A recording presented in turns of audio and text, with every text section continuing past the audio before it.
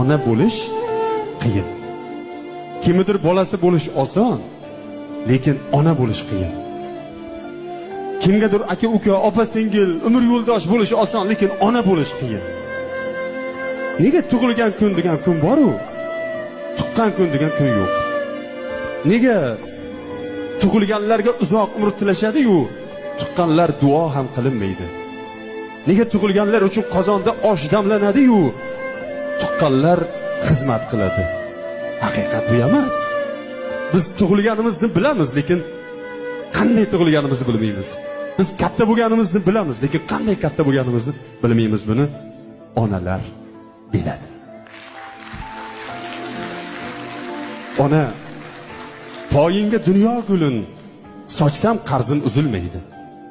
Hatto senga jannat yo'lin ochsam qarzim uzilmaydi.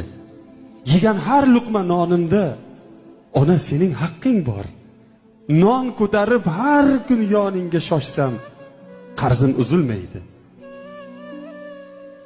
Senga xizmat qilmoq uchun 1000 yil umr so'rasam ham, xizmat qilib agar 1000 dan oshsam qarzim uzilmaydi. Men sen yurar yo'ling bo'lsam, oyog'ingda quling bo'lsam, yelkamda ko'tarib Ka'bagacha borsam qarzim uzilmaydi. Har kun bitta qo'shiq aytsam, har kun senga she'rlar bitsam, ona deb